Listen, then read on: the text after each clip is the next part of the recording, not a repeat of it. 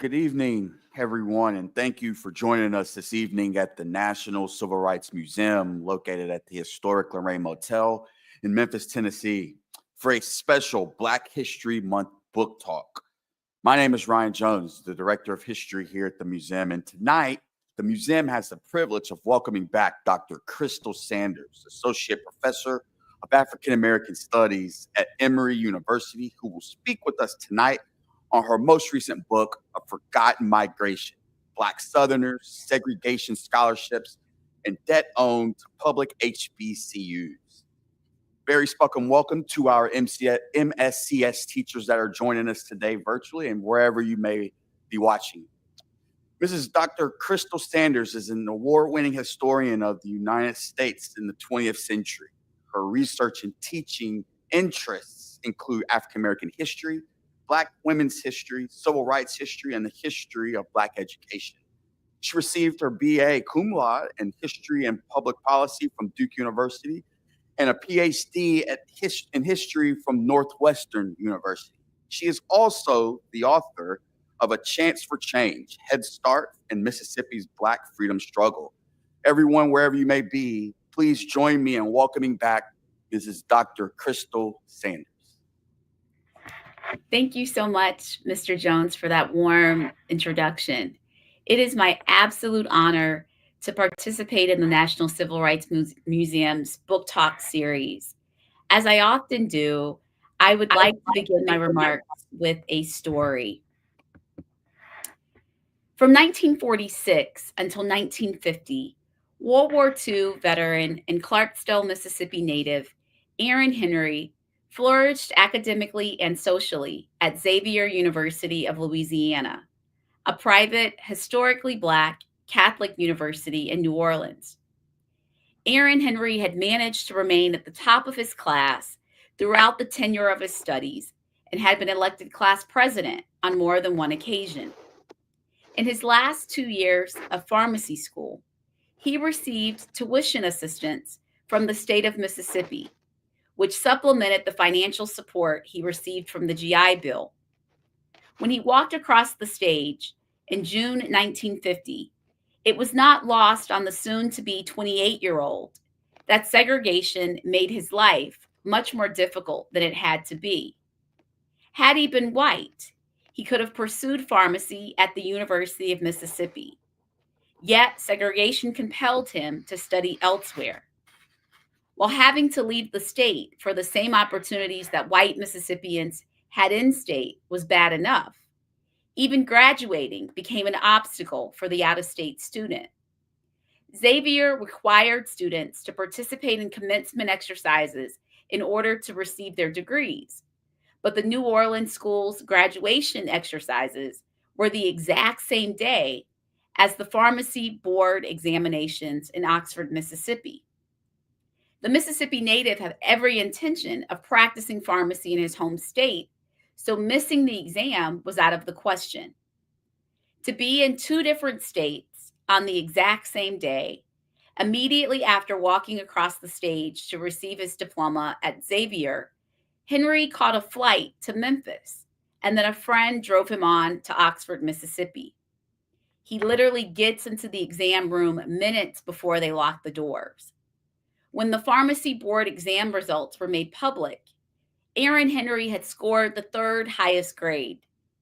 And in his final 2 years of pharmacy school at Xavier, Mississippi had contributed $132 annually to subsidize his tuition cost.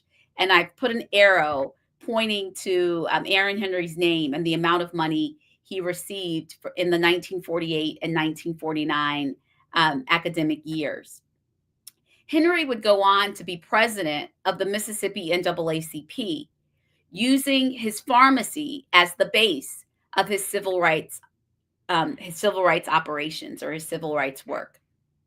To feign compliance with the legal doctrine of separate but equal, beginning in 1948, the state of Mississippi paid for its Black residents to go out of state to pursue academic degree programs that were available in state to white residents. The state appropriated $25,000 for this purpose during the 1948-1950 biennium.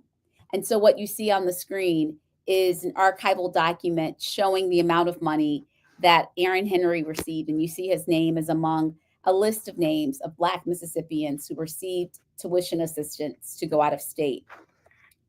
For certain, Black Southerners have been leaving home for graduate study long before Aaron Henry died.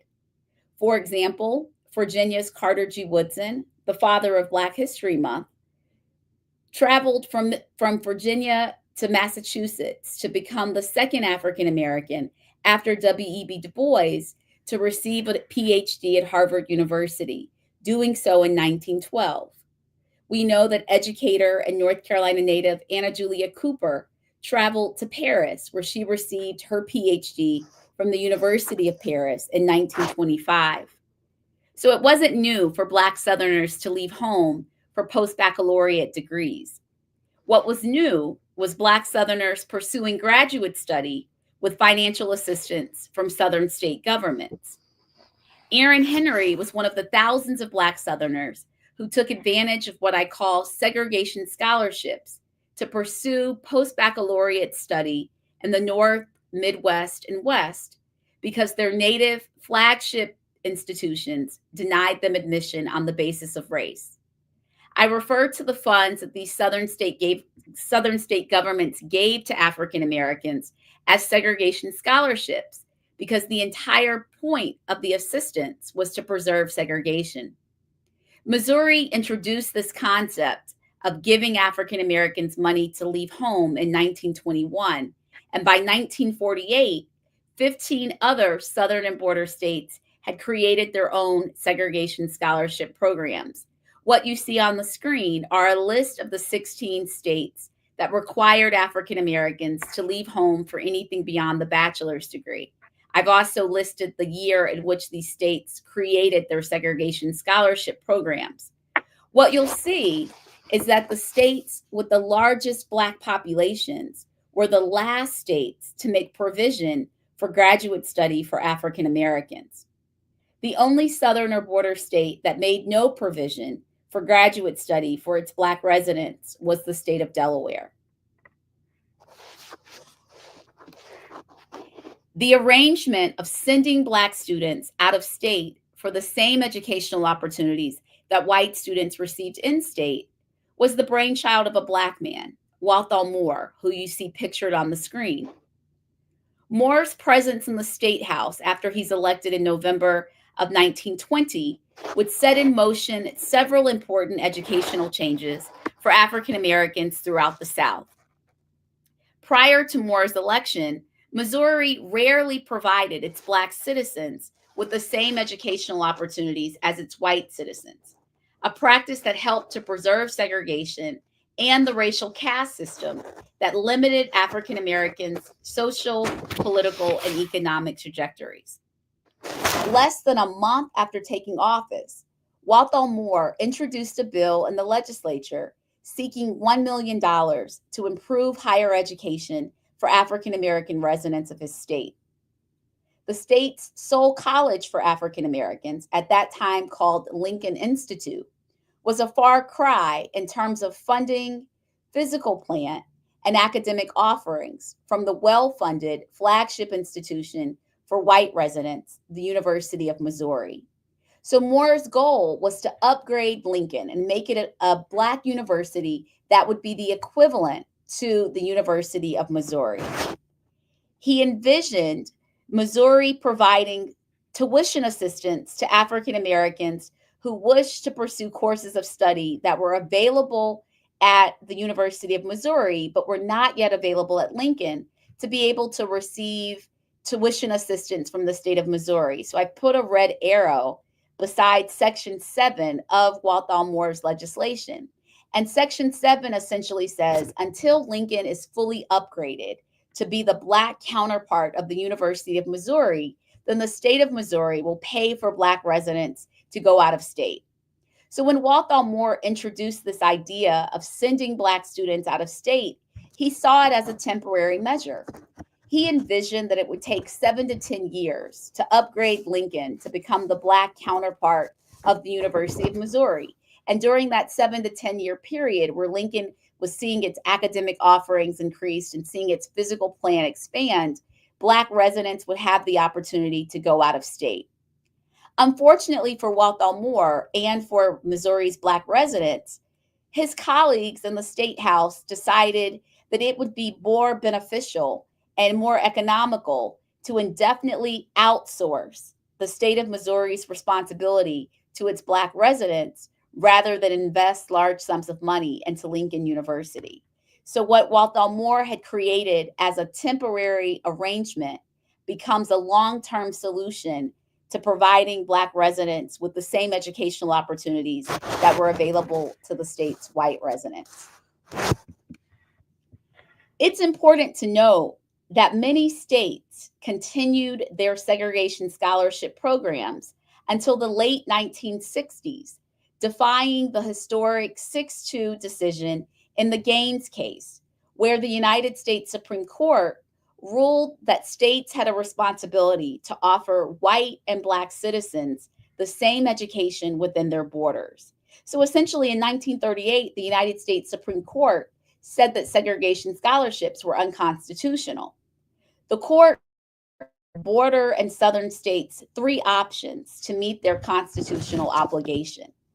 The court said that number one, southern and border states could desegregate their graduate and professional school programs, meaning Black and white students would learn side by side in these flagship institutions. The court said that if Southern states did not want to desegregate their graduate and professional school programs at their flagship institutions, then they could discontinue those programs, and then there would still be separate but equal, because there would not be a white law school. If they take away the law school, there wouldn't be legal education for white residents or Black residents. So the Supreme Court says they could desegregate, they could discontinue programs that were only available to white residents, or they could establish separate but equal graduate and professional school programs at Black institutions. And so the Gaines decision, which outlawed these segregation scholarships, was the first successful legal challenge against the doctrine of separate but equal. And as we know, it would pave the way for the 1954 Brown decision. In response to Gaines, many states like North Carolina and Missouri established a few underfunded graduate and professional school programs at public Black colleges. But while establishing a few of these programs, they would continue to make segregation scholarships their way of providing graduate education for the overwhelming majority of their Black citizens. And so, as I tell my students, the fact that these segregation scholarships are going to continue until the late 1960s shows us that court orders mean nothing without enforcement, because the court says that these segregation scholarships are unconstitutional in 1938, yet we see them continue until the late 1960s or even the early 1970s. Georgia does not end its segregation scholarship program until 1971. Thousands upon thousands of Black Southerners used segregation scholarships to reach their highest intellectual potential. And in my remarks tonight, I will mention a few of these recipients. One common theme among segregation scholarship recipients who attended historically white institutions was that these northern institutions did not roll out the proverbial welcome mat for them. Such was the case for John Hope Franklin. Franklin was in the first wave of African American Southerners to benefit from segregation scholarships. He received $100 from his native state of Oklahoma to offset expenses at Harvard University while pursuing a doctorate degree in history during the 1935-1936 academic year. That year, the state of Oklahoma appropriated $5,000 toward the tuition of Black students studying out of state. Unwanted at his home institution because of racism, Franklin found Harvard to be a socially challenging place for Black students. He later recalled, and I quote, that not a day and often an hour didn't go by without my feeling the color of my skin, in the reactions of white Cambridge, the behavior of my fellow students, the attitudes, real and imagined, struck by my professors, end quote. Racial slights at the Ivy League institution were not simply perceived. In a class where John Hope Franklin was the only Black student, he endured the professor telling darky jokes without shame. Persevering in an anti Black space, John Hope Franklin would master the historian's craft of interpreting the past as evidenced through his seminal work, From Slavery to Freedom, which exposed the contradictions at the center of our nation's founding. And so, what you see on the screen on the left hand side is an archival document from the Oklahoma State Archives showing where John Hope Franklin received $25 every academic quarter towards his tuition as he pursued his PhD. And on the right hand side is a picture of John Hope Franklin on his commencement day in 1941, where the doctorate degree was conferred. Franklin's experience at Harvard was not an anomaly. Christine King Ferris, the older sister of the Reverend Martin Luther King Jr., was a segregation scholarship recipient from Georgia.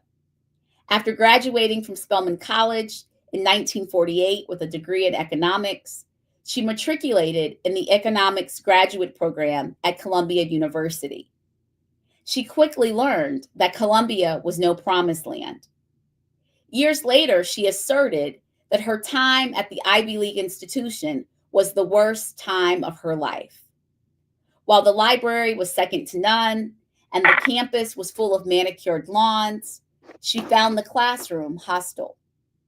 As a graduate student in economics at Columbia, she was the only Black student and the only woman in her classes.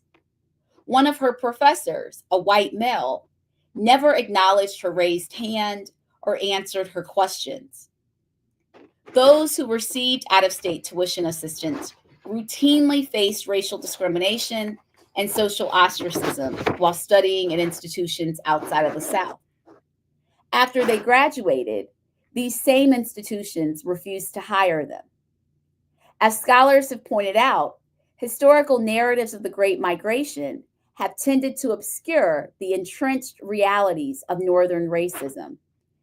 John Hope Franklin and Christine King Ferris, are only two of the thousands upon Black Southerners who received segregation scholarships who talked about the racism they experienced in the classroom, the racism they experienced while trying to find places to get a haircut or to rent an apartment. And so in the book, I talk at length about all of the ways that segregation scholarships disadvantaged Black Southerners. Professional school study in law and medicine were also popular paths for segregation scholarship recipients. One of the most prominent civil rights attorneys for the past 70 years is attorney Fred Gray of Alabama, who's still practicing in 2025. Gray grew up in Montgomery, Alabama, and he matriculated at Alabama State Teachers College in 1947, where he pledged Omega Psi Phi Fraternity Incorporated. Conversations with professors about civil rights led him to pursue law, foregoing his dreams of becoming a minister. Gray applied to several law schools outside of the state of Alabama, since the University of Alabama's law school was off limits to him. Alabama's tuition program operated on a reimbursement basis, so African Americans had to come up with the financial resources to pay upfront the total cost of tuition wherever they studied, and then they would submit a receipt to Alabama's Superintendent of Education, and they would receive a reimbursement for the difference between the cost of tuition wherever they studied and the cost of tuition at the University of Alabama. This was a great hurdle because the tuition at most of these institutions outside of the South was significantly higher than the cost of tuition at the University of Alabama. With the support of family and friends, Fred Gray secured the necessary funds and matriculated at what is present-day Case Western University School of Law in Cleveland, Ohio, where he studied from 1951 until 1954. Though he and his relatives paid taxes to support graduate and professional school programs at the University of Alabama, segregation compelled him to leave the state and study elsewhere. Recalling his decision to leave home in pursuit of legal education, Gray reminisced, and I quote, "Privately, I pledged that I would return to Montgomery and use the law to destroy everything segregated that I could find. I kept my plans secret. I did not want anything to interfere with my going to law school." After arriving in Cleveland on a segregated train, he kept thinking of Alabama, where he planned to practice law. Gray asked the law school librarian to procure for him a copy of Title VII of the Alabama Code, which was the section on pleadings and practice. He developed a methodical study plan to learn Alabama's statutes. As he later explained, and I quote, "Immediately after class, one of the other African American students and I would stop by the dining facility and have lunch. I would stop by the dining facility. After stopping by the dining facility, I would return home in the afternoon where I would review and type up my class notes. I would ascertain for each point of law that we covered in class whether Alabama followed or departed from that same principle. If it differed, I found out what the Alabama rule was and I committed it to my memory. Then I would prepare for the next day's classes. As further preparation for returning to Alabama, whenever we had legal research papers, I would always do my paper on some facet of Alabama law." End quote. The study plan that Gray described is what this book calls intellectual warfare. Intellectual warfare during the era of legal segregation was the subversive act of acquiring knowledge to undermine and dismantle segregation. The very presence of African Americans pursuing advanced degrees in the most prestigious institutions in the world was an example of intellectual warfare. Not stopping there, African Americans used the knowledge obtained to challenge the racial status quo. Gray would go on to be a nationally known attorney who used his knowledge of the law to overturn Black voter dilution and to dismantle racial segregation in various arenas.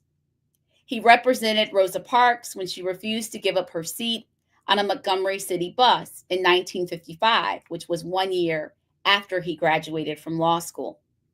He also represented the men and their families involved in the infamous Tuskegee syphilis study, and he filed the lawsuits that integrated all state institutions of higher learning in Alabama.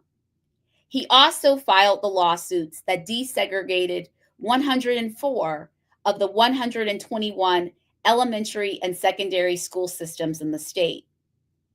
While Audre Lorde taught us that the master's tools can never dismantle the master's house, attorney Fred Gray has shown us that those tools can be used to weaken the foundation, and that's exactly what he did.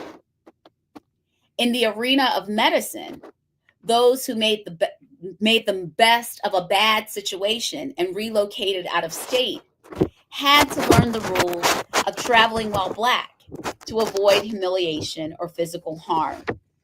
On the screen is a picture of a man by the name of Dr. Hubert Eaton. And Dr. Eaton was a native of Winston-Salem, North Carolina.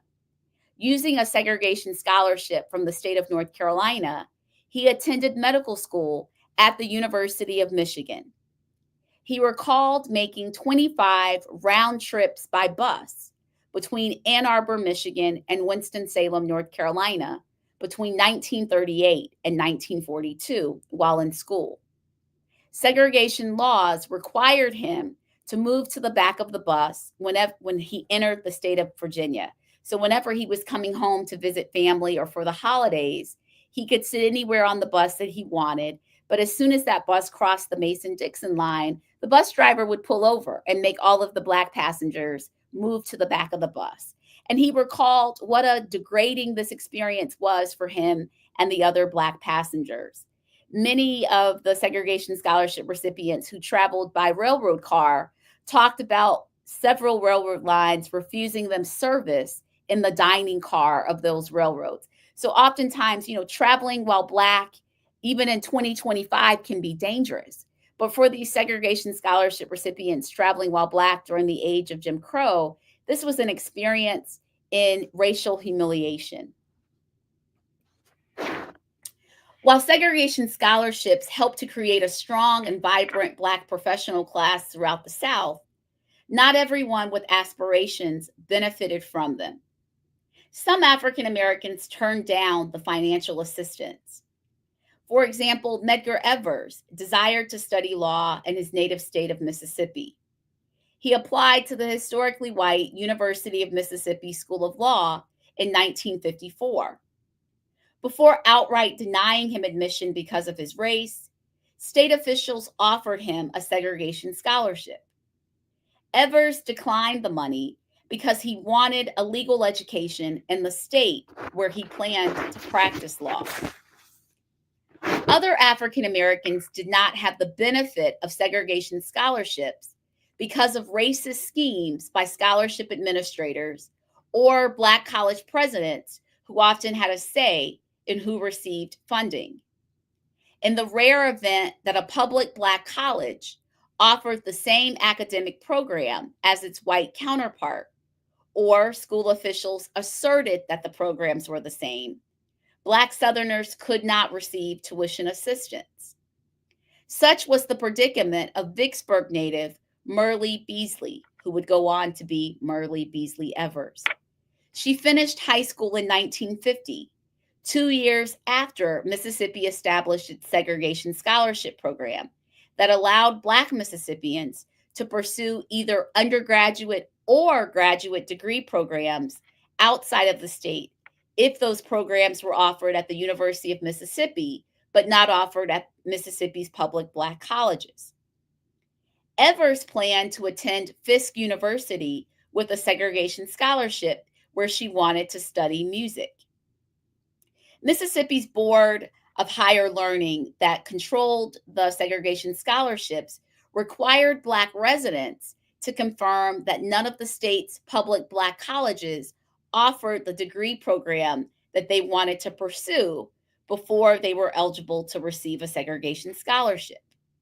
In what she considered to be a formality, Merle Beasley wrote to the presidents of both Alcorn and Jackson State to inquire about whether they offered a music major. Alcorn officials quickly wrote back and told her that they only offered a minor in music. Jacob Reddix, Jackson State's Black president, with no knowledge of Merle Beasley's extensive piano training, she had more than a decade's worth of training, wrote that he thought his college offered enough music for her needs. Because of Jacob Reddix's assessment of her needs, the state summarily denied her a segregation scholarship, even though Jackson State did not offer a music major.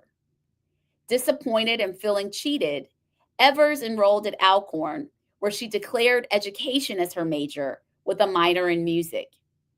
It's probable that Jacob Reddix, the president of a Black college controlled by an all-white state legislature, wanted to grant as few segregation scholarships as possible because colluding with white officials was essentially money in the political bank for a Black college administrator during this era of legal segregation. In the book, I argue that segregation scholarships created a twofold debt owed to public Black colleges. First, many Southern and border states paid for their segregation scholarship programs by taking money out of their already underfunded public Black colleges. What you see on the screen is the legislation creating a segregation scholarship program in Tennessee. The state of Tennessee created their scholarship program after William Redmond, a 27-year-old Black man, applied for admission to the University of Tennessee's pharmacy school in 1936. The University of Tennessee immediately rejected him on the basis of his race, and after Redmond filed a lawsuit, the state of Tennessee decided to create a segregation scholarship program in 1937. The authorizing legislation for Tennessee's segregation scholarship program asserted that scholarships were, and I quote, payable out of the state appropriations made for the Agricultural and Industrial College for Negroes. Tennessee State University in 1937 was known as the College for the Agricultural, excuse me, was known as the Agricultural and Industrial College for Negroes. So essentially, this was a system of robbing Peter to pay Paul. Legislators were placing the burden of financing African Americans out of state graduate study on its already cash strapped public black college. Program rules stipulated that Tennessee would only pay the difference between expenses at the nearest college admitting African Americans and the cost for similar studies at the University of Tennessee. And you all, if you're familiar with what's going on at Tennessee State today, here in 2025, we know that that institution is suffering through a financial crisis. In 2023, the Biden administration had told the state of Tennessee that they had underfunded Tennessee State by $2.1 billion between the years 1987 and 2020. And when I heard that news, I said, well, why did the Biden administration start in 1987? They could have gone back to 1937 when Tennessee State, or excuse me, when the state of Tennessee started their segregation scholarship program, and they paid for that program by taking money out of Tennessee State's budget. By my calculations, without any interest, the state of Tennessee owes Tennessee State approximately $8 billion when we account for all of the funds that were taken out of the institution's budget to pay for segregation scholarships. The other reason why I say that Southern states owe a debt to public black colleges is because these Southern states had options. They did not have to desegregate their flagship institutions, and they did not have to send Black students out of state. They could have established graduate and professional school programs at their public Black colleges. For anyone that works in academia, you know that graduate and professional school programs are revenue generating programs. Institutions are able to make some profit off of a master's degree program. Yet public Black colleges were denied of the opportunity of having many of these programs, and they're still suffering the consequences of that decision today. So, as I close, let me assert that the practice of compelling Black students to leave home to secure the same opportunities that white residents were able to receive locally should be understood as a form of racism, just as pernicious and evil as racial violence. Like lynching and disfranchisement, segregation scholarships maintained white supremacy. We can point to segregationist governors standing in schoolhouse doors, or law enforcement officials turning water hoses and dogs on nonviolent protesters, and label those actions as racist without difficulty. We must not, however, ignore the polite forms of racism that were maintained by bureaucracy and designed to preserve the racial status quo of white superiority and Black inferiority. Thank you. Dr. Crystal Sanders, Emory University, and the book here, A Forgotten Migration. So for those that are watching online, please tap on the link that has been shared with you through the channel, and you can purchase your copy here today. And right now, we like to open it up for our audience out there that tuned in tonight. If you have a question for Dr. Sanders, put it in the chat, and we'll do our best to get a quick answer for it. I'll go ahead and start that off. You know, when you were here in 2017, people are still buzzing about your first research that you did on Head Start and early childhood education. So I'm wondering what served as this inspiration to take this up a notch and to do the study of public HBCUs and segregation scholarships. Yes, well, I consider myself to be a scholar of the history of Black education. And almost everything that I write tries to document and bear witness to the ways that African Americans have tried to secure quality educational opportunities. So, with that first project with Head Start, I was looked at how working class Black women were really trying to ensure that Black children had access to quality early childhood education. And the more research I did, I began to realize that there was this pattern of Black Southerners going north for anything beyond the bachelor's degree. And I was curious as to why I saw residents of North Carolina and Georgia and Tennessee and Texas going so far away from home during this period of legal segregation. This is before we had an interstate highway system. So traveling was not that easy. And I began to realize that these individuals were compelled to leave home because Southern states did not provide opportunities for African Americans beyond the bachelor's degree at most of these public Black colleges. And then I learned that not only did they not provide opportunities, but they called themselves being in compliance with separate but equal by giving them a few dollars and saying that they have met their constitutional obligation. So I knew I wanted to write about this because it was really just another example of Black aspiration, that thousands upon thousands of Black Southerners were willing to travel so far from home to leave behind their family in search of trying to pursue their highest intellectual potential. And so this was a story that I felt needed to be told. Awesome. So powerful. And when you think about in the modern civil rights movement, we know the stories of the Little Rock Nines, Ruby Bridges, the desegregation at Ole Miss and University of Alabama that you spoke about with the Evers, and of course, one of my heroes, Fred Gray, the University of Alabama. And there was a large amount of public outcry in those stories. How do you feel that this particular story was somewhat overshadowed or not given the attention that of some of the other desegregation cases?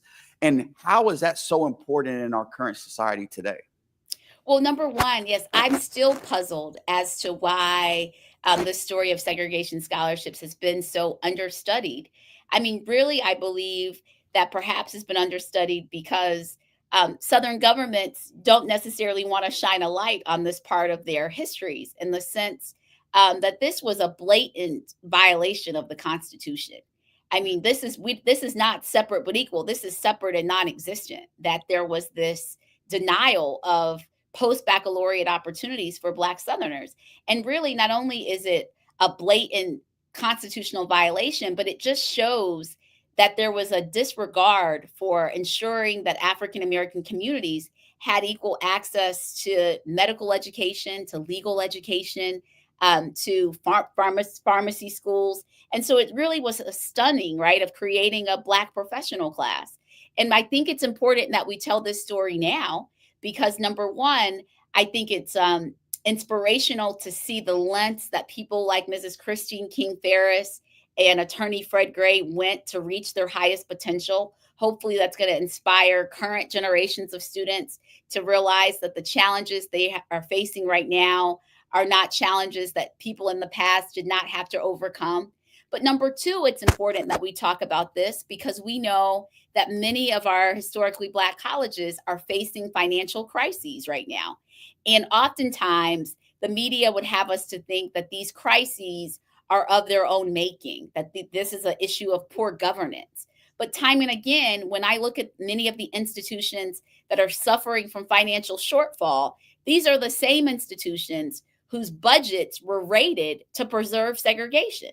So at Tennessee State, what if Tennessee State had had all of the money that was taken from their coffers to provide for segregation scholarships? The same is true of FAMU. Florida paid for their segregation scholarship by taking money out of FAMU's budget annually. At the University of Arkansas Pine Bluff, Arkansas pays for its segregation scholarship program by taking money out of Arkansas Pine Bluff's budget. We have to ask ourselves in 2025, how can we ensure that states redress this harm? How are they going to repair this harm? And I say that this means I hope that alumni and friends of these institutions begin to use this research, use this material to go to their Southern state governments and say, we want the funding that we are owed. We're not asking for this money because we think this is something we need. This isn't our opinion. There's a paper trail, as young people would say. We have the receipts to show that there is a debt owed. And so I'm very hopeful that we will begin to have more conversations about how Southern state governments want to ensure that they pay this debt that's owed to these institutions. because these schools like Tennessee State could use this funding to increase their physical plant, to build more dorms, to build bigger libraries, to have more resources in those libraries, to hire more faculty, to do routine maintenance on their current buildings. So we definitely know that this is money that these institutions need, but more importantly, this is money that these institutions are owed. So important. And so to kind of segue off of that into a more broader span, how is the dismantling of the Department of Education going to affect people of color? Well, first I'll say I oftentimes people ask me, well, what if how is this debt going to be paid with the change in presidential administrations? And I remind them that I'm saying that this is a debt that's owed by Southern state governments. So no matter who's in the White House, these state houses are who we need to go to get this funding. So number one, I believe that there are strong claims to be made in every state that had a segregation scholarship program. So in Tennessee, um, friends and alumni of Tennessee State need to be asking the legislature for this money. That said, we do know that HBCUs receive large amounts of funding from the federal government. We know that Howard University receives an annual appropriation upwards of $240 million. It is imperative that we continue to lobby hard for the federal government to continue to support these institutions, because we know that HBCUs are punching above their weight. They are, giving more than they are getting.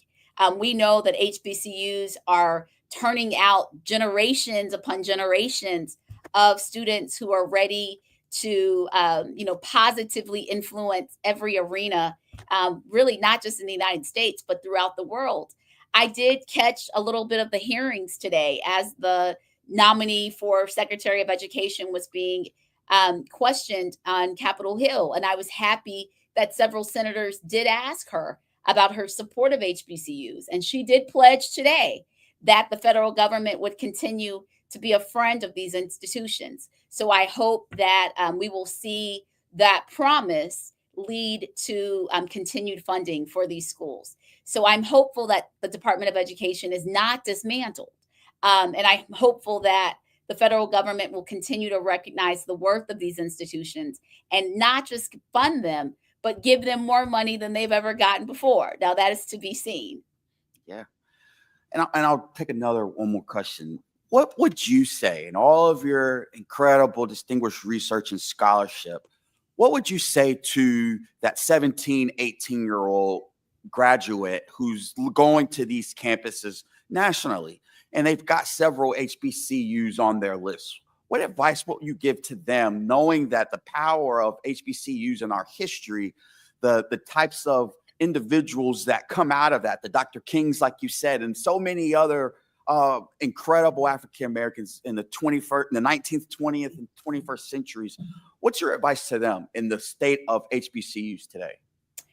Well, I would remind them that um, HBCUs have a long history of taking 10 cents and turning it into a dollar. And by that, I mean anyone considering attending an HBCU and going on to matriculate an HBCU becomes a part of a very long legacy of people who are equipped with the knowledge, the know how, and the confidence to excel in their chosen career path. Oftentimes we talk about the ways that it was HBCU graduates that have pushed this nation closer to its professed ideal. So when we think about the civil rights movement, thinking about graduates like Julian Bond, Martin Luther King Jr., Christine King, Thurgood Marshall, and the list goes on and on. And I say that yes, HBCU graduates have been essential to creating a democracy within the United States. But I oftentimes say we can't limit it to the United States, because HBCU graduates have literally changed the world. When we look at African independence movements and the people who are going to take down some of the oldest empires in the world, those are HBCU graduates. It's Kwame Nkrumah, a graduate of Lincoln University of Pennsylvania, who is going to lead Ghana to independence in 1957. It's Azikiwe, another graduate of HBCUs, is going to lead Nigeria to independence. It would be, you know, several of the key leaders in the Kenyan independence movement also received their education at HBCUs. And so I say, you know, for any student considering attending an HBCU, you have the opportunity to be a part of a very unique and special and powerful legacy, because these are graduates who have literally remade the world and have made the world a more inclusive and a more democratic and just a better place for everyone. And so these are institutions that have had a history of being inclusive, who have practiced diversity before that was a popular word, right? Who have built that into their very DNA. And so you have the opportunity to be a part of something that's very special. And that's why it's important that we ensure these institutions continue to remain open, and we ensure that these institutions are funded adequately. Really, that's right. One other question we've got from our audience. The state of Tennessee just passed a school voucher law to give funds to students to attend private schools. Is it true that this law can negatively impact public school funding, which already has funding deficiencies, especially in the districts with majority students of color? Well, I'm very grateful for that question, because oftentimes when we talk about vouchers, people date them to massive resistance. They date them to white people being outraged about the Brown decision and fleeing from public schools. But in the book, I argue that the genesis of vouchers start with these segregation scholarships. That segregationists learned early on how to use public dollars to preserve segregation. With segregation scholarships, these public dollars, we could say, are being used to send Black students elsewhere as a way of preserving segregation. Whereas with vouchers, typically we see white students benefiting who are able to flee public schools and enter private academies. But the point is the same, right? Whether we're talking about the segregation scholarships or the vouchers today, and that is to prevent Black and white students from learning side by side in classrooms. I am very alarmed at the rise of, voucher legislation across the country. It is detrimental to public schools, because for every dollar that's going to be spent to allow someone to go to a private school with taxpayer money, that is a dollar that is being taken out of public schools that are already not funded at levels that are adequate. So I am very alarmed. I share those concerns. And we do know that oftentimes the students who don't have the opportunity to benefit from these voucher programs are students of color. And so oftentimes they are being left in school districts that have been bankrupted. So we just as the segregation scholarships is a scheme that's robbing Peter to pay Paul, all too often these voucher programs are allowing affluent people to flee from public schools and leaving those public schools less funded to adequately give their students that are remaining in those institutions the type of education that they deserve. And so I am someone who is a big proponent of public education, and I'm a big proponent of ensuring that we fund those schools adequately. And so we must understand this long history of using public dollars for private education. And the history shows us that this is 9 times out of 10, it is not a positive arrangement. All right. A forgotten migration. Mrs. Dr. Crystal Sanders today. For those that are paying attention online, please tap on the link, purchase the book. There's so much rich history in this book. We can't wait for the next one for you to come out with. We know it's going to be another hit, just as the first two were. I want to thank you again for joining us and for gracing the National Civil Rights Museum and our viewers. And for those that are watching, thank you for tuning in to the National Civil Rights Museum. Just a few brief things that are coming up in the upcoming near future. This Saturday on March the 1st at 9 a.m., we have a special teachers workshop focusing on honoring the 60th anniversary to the Selma to Montgomery marches with Mrs. Linda Blackman Lowry. You can register for this free event on our website, www.civilrightsmuseum.org. And on the 28th of March, the museum is excited to present Speaking Truth to Power, the life, of Bayard Rustin, one of the brainchilds of the modern civil rights movement. It will open on Friday, March the 28th, 2025. On behalf of the National Civil Rights Museum, my name is Ryan Jones. Thank you all for tuning in. Good night.